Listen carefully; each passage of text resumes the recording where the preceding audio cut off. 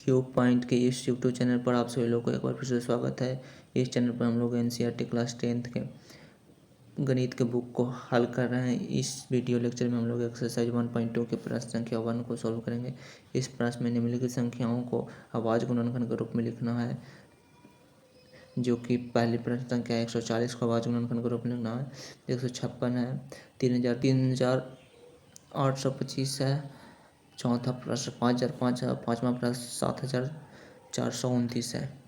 तो पहले प्रश्न को चलते हैं, जिसमें हम लोग 140 को आवाज गुणनखंड के रूप में लिखना है। 140 को आवाज गुणन के रूप में लिखने के लिए अगर आसान होगा कि आप पहले एक छोटी संख्या से डिवाइड दें, उसके बाद बड़ी संख्या की ओर जाएं, तो आपको कैलकुलेशन थोड़ा आसान हो जाएगा। तो अगर इस 140 को हम लोग 1 से डिवाइड दें तो भागफल सेम रहेगा, तो इससे हम लोग को फायदा होने वाला है नहीं। अगर 2 से डिवाइड दें तो कुछ फायदा होगा, तो पहले चेक करना पड़ेगा कि 140 2 से डिवाइड हो जाएगा। 2 से भाग लगने का रूल है कि अगर किसी संख्या के इकाई स्थान पर 0, 2, 4, 6, 8 हो तो वो 2 से डिवाइड हो जाएगा। तो 140 के इकाई स्थान पर 0 है, तो इसका मतलब क्लियर है कि 2 से भाग लग जाएगा। तो 2 से भाग देते हैं, तो 140 के अगर 2 से भाग देते हैं तो 7 दूनी के 14, ऊपर से उतरा 0, भागफल आया 140। फिर से देखते हैं क्या है, 2 से डिवाइड हो जाएगा। इसके इकाई स्थान पर 0 है, मतलब क्लियर है कि 2 से भाग लग जाएगा। तो 3 दूनी के 6, 3 और 5 दूनी के 10, 35। क्या आप अब अगली संख्या को चलते हैं कि इसके इकाई स्थान पर 5 आ गया, तो ये 2 से भाग नहीं लगेगा, क्योंकि इसके इकाई स्थान पर 5 आ गया। 2 से भाग का रूल हम लोग जानते हैं कि अगर इकाई स्थान पर 0, 2, 4, 6, 8 हो तभी वो 2 से भाग लगेगा। तो 2 के बाद आगे बढ़ते हैं 3 की ओर। 3 से डिवाइड का रूल है कि अगर संख्याओं का योग 3 से भाग लग जाए तो वो 3 से पूरी संख्या 3 से भाग लग जाएगा। तो 35 को लिख सकते हैं 3 + 5 बराबर 8। 8 भी 3 से भाग नहीं लग रहा है, मतलब ये 35 3 से भाग नहीं लग रहा। 4 से चेक करने का कोई फ़ायदा है नहीं, क्योंकि हम लोग पहले 2 से भाग दे दिए हैं। 2 से 5 से चेक करते हैं। 5 से डिवाइड का रूल है कि इकाई स्थान पर हम लोग को 5 या 0 होना चाहिए, तो इसके इकाई स्थान पर 5 है, तो मतलब क्लियर है कि 5 से भाग लग जाएगा। तो 5 से भाग देते हैं, तो 7 बचे 35, 7 भागफल आएगा। अगर इस 7 को अगर हम लोग 7 से भाग दें तो हम लोग को भागफल एक आएगा। तो हम लोग इसको लिख सकते हैं आवाज गुणनखंड के रूप में 2 गुने 5 गुने 7। यहाँ पे 2 2 बार आया है, तो हम लोग लिख सकते हैं 2 के पावर 2 और 5 गुने 7। दूसरे प्रश्न की ओर चलते हैं, जिसमें हम लोग को 156 के आवाज गुणनखंड के रूप में लिखना है। 156 पहले चेक करते हैं 2 से क्या 2 से भाग लग जाएगा। इसके इकाई स्थान पर 6 है, जो कि 2 के रूल कहता है कि इकाई स्थान पर अगर 0, 2, 4, 6, 8 हो तो वह 2 से भाग लग जाएगा। इसके इकाई स्थान पर 6 है, मतलब ये 2 से भाग लग जाएगा। अगर 2 से भाग देते हैं तो 7 दूनी के 14, 6 8 दूनी के 16, 78 आएगा। फिर से देखते हैं कि इसके इकाई स्थान पर 8 है, तो ये फिर से 2 से भाग लगेगा। तो 3 दूनी के 6 और 9 दूनी के 18, 39 आया। क्या 39 है? 39 2 से भाग लगेगा। इसके इकाई स्थान पर 9 है, इसका मतलब क्लियर है कि 2 से भाग नहीं लगेगा। 3 से देखते हैं, दोनों का सम अगर 3 से डिवाइड हो तो 3 से भाग लग जाएगा। 3 + 9 बराबर 12। 12 3 से डिवाइड लग जाता है, तो 3 से डिवाइड देता है, तो 3 एकम 3, 3 3 9, 13 आया। 13 को अगर 13 से डिवाइड देते हैं तो भागफल 1 आएगा।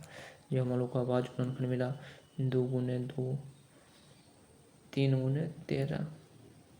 2 2 बार आया है, तो हम लोग 2 के पावर 2 के लिख देते हैं, और 3 गुने 13 जो कि हम लोग को आवाज गुणनखंड मिल गया।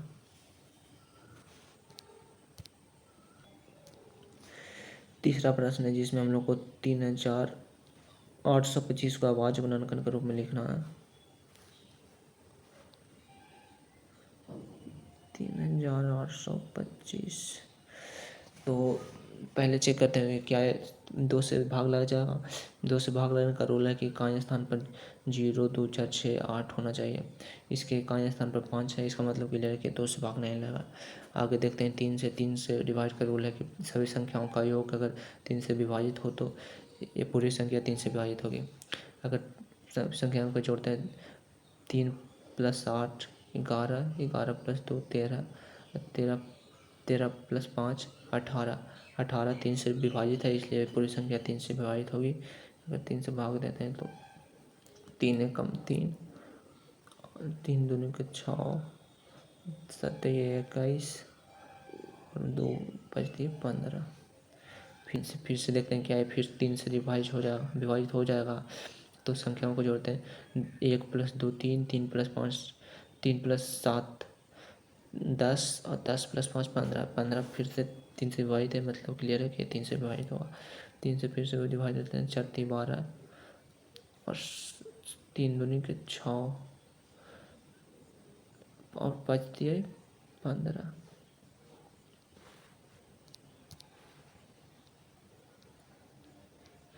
बचती 15। अब फिर से चेक करते हैं कि अब फिर से 3 से विभाजित होगा। संख्याओं को जोड़ते हैं तो 4 + 2 6, 6 × 5 11, 11 अब 3 से विभाजित नहीं, इसलिए 3 से विभाजित नहीं होगा। आगे देखते हैं 4 अगर 2 से विभाजित नहीं है तो 4 से विभाजित नहीं होगा। फिर देखते हैं 5 5 का रूल कहता है कि अगर इकाई स्थान पर 0 और 5 हो तो 5 से विभाजित होगा। इसके इकाई स्थान पर 5 है, इसलिए 5 से विभाजित होगा। तो 5 8 × 5 = 40, ऊपर 17 2 5 × 5 = 25। 5 से विभाजित के डिवीजन का रूल है कि इकाई स्थान पर 0 या 5 होना चाहिए। इसके इकाई स्थान पर 5 है, इसलिए 5 से विभाजित देने पर 5 से विभाजित करने पर 17 × 5 = 85।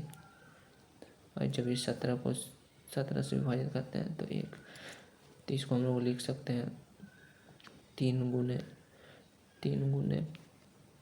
5 × 5 × 17।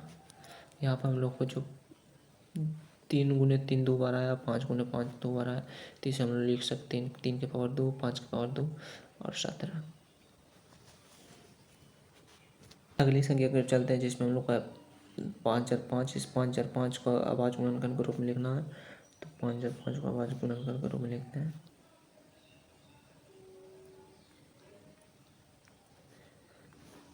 इस 5 × 5 को अभाज्य गुणनखंड के रूप में पहले सबसे पहले 2 से चेक करेंगे। तो 2 से रूल कहता है कि अगर इकाई स्थान पर 0 2 4 6 8 हो तभी 2 से विभाजित होगा। तो यहाँ पे इकाई स्थान पर 5 है तो 0 से विभाजित नहीं होगा। 3 से कहता है कि डिवीजन रूल कहता है कि अगर संख्याओं का योग 3 से विभाजित हो तभी वो 3 से विभाजित होगा। संख्याओं को जोड़ते हैं 5 + 5 10, 10 3 से विभाजित नहीं है तो ये 3 से विभाजित नहीं होगा। तो 4 से 2 से विभाजित नहीं है तो 4 से विभाजित नहीं होगा। 5 से चेक करते हैं।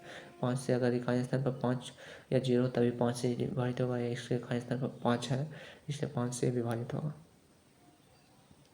5 से विभाजित करने पर 1 0 0 1। अभी इसके इकाई स्थान पर 1 आ गया तो ये 5 से विभाजित भी नहीं है। फिर 6 से चेक करने से कोई फ़ायदा है नहीं, क्योंकि 2 से विभाजित नहीं हुआ है तो 6 से भी विभाजित नहीं होगा। तो 7 से देखते हैं कि 7 से डिवीजन रूल के अकॉर्डिंग अगर संख्याओं का 3 संख्याओं का पेयर बनाते हैं, अगर एक विषम स्थान के संख्याओं का योग, समस्थान संख्याओं का योग अगर 7 से अगर दोनों का अंतर 7 से विभाजित हो तो वो 7 से विभाजित होगा। तो इसके तीन संख्याओं का पेयर बनाएं और इस 3 संख्याओं का पेयर को अगर हम लोग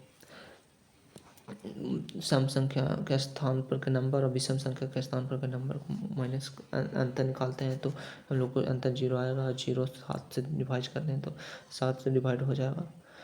तो ये संख्या 7 से विभाजित है।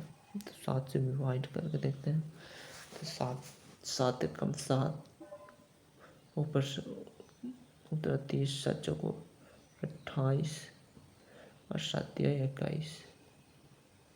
अगेन देखते हैं 7 से विभाजित करके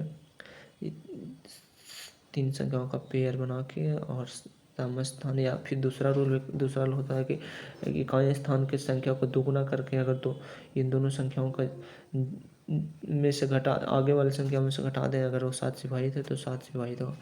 तो आगे की संख्या दहाई और सैकड़ा के स्थान की संख्या 14, आगे इकाई स्थान की संख्या 3। अगर 3 को 2 से गुना कर दें तो हम लोग को 3 दूनी 6। अगर 14 में से 6 माइनस करें 8, ये 7 से डिवाइड नहीं है, मतलब क्लियर है कि 7 से विभाजित नहीं होगा। तो हम लोग 7 से आगे चलते हैं। 8 से चेक करने में फ़ायदा है नहीं, सम संख्या है। 9 से विभाजित नहीं होगा क्योंकि 3 से पहले विभाजित नहीं हुआ है। 10 से कोई फ़ायदा है नहीं।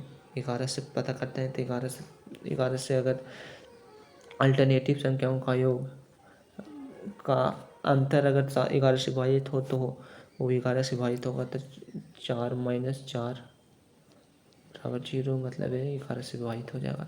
तो 11 से भाग देते हैं, तो 11 एकम 11, 11 33।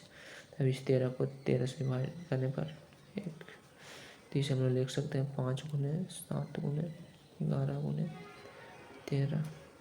इसी को हम लोग लिखते हैं 5 गुने 7 गुने 11 गुने 13। ये हमारा अभाज्य गुणनखंड हो गया। अगले प्रश्न की ओर चलते हैं, जिसमें हम लोग 7429 को अभाज्य गुणनखंड के रूप में लिखना है।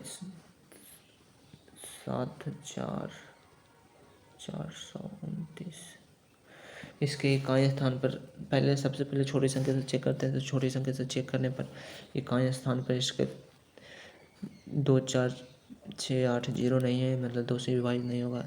3 से चेक करते हैं कि सम 3 से विभाजित है, तो 3 से विभाजित होगा। 7 4 11 प्लस 2 13 13 13 9 22 22 2 3 से विभाजित नहीं है, इसका मतलब क्लियर है 3 से विभाजित नहीं होगा। 4 से चेक करने से कोई फायदा है नहीं। 5 से देखते हैं कि इकाई स्थान पर अगर 0 5 हो तभी वो 5 से विभाजित होगा, तो इसके इकाई स्थान पर 9 है तो ये 5 से भी विभाजित नहीं होगा। 6 से चेक करने से कोई फायदा है नहीं। 7 से चेक करते हैं कि अगर 3 का पेयर बनाने पर समस्थान के संख्याओं का जोड़ अभी से विभाजित है तभी वो 7 से विभाजित है। अगर समस्थान के संख्याओं का योग देखते हैं तो 7 है, अभी समस्थान के संख्याओं का योग हो जाएगा 11 + 4 15। अगर 15 माइनस करते हैं तो या 8 - 8 आएगा, या ये माइनस साइन से कोई मतलब नहीं है, तो ये 7 से विभाजित नहीं है 8, मतलब ये संख्या 7 से विभाजित नहीं होगा। 8 से चेक करने में कोई फायदा है नहीं। 9 से विभाजित कोई फायदा है नहीं क्योंकि 3 से पहले नहीं विभाजित हुआ है, तो 9 से भी नहीं होगा। 10 से भी कोई फायदा है नहीं। 11 से चेक करते हैं कि अल्टरनेटिव नंबर का योग, अल्टरनेटिव पहले इसका योग संख्याओं का योग, अगर दोनों का अंतर 7 11 से विभाजित है तभी 11 से विभाजित होगा। 7 तो 9 और 9 4 13 13 - 9 4 बचेगा, तो 4 11 से विभाजित है नहीं, तो 11 से विभाजित नहीं होगा। फिर 13 से, इसी तरह से 13 से चेक करेंगे।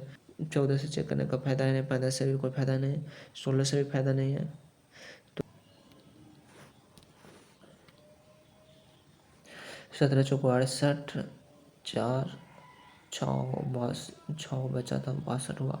17 है 51, 3 मतलब है 51, 62 - 51, 11 11 उधर 9, तो 119, 17 17 19 से। अब इस 437 को अगर हम लोग 17 से विभाजित देखेंगे, क्योंकि इधर छोटी संख्या से भाग लगेगा नहीं, तो 17 से विभाजित नहीं होगा। फिर 19 से देखते हैं, अगर 19 से भाग देखते हैं, साइड में भाग करके देख सकते हैं कि 19 से भाग लगेगा कि नहीं, 17 से भाग लगेगा कि नहीं, क्योंकि इतनी बड़ी संख्या तक हम लोग को डिवीजन रूल तो पता है नहीं।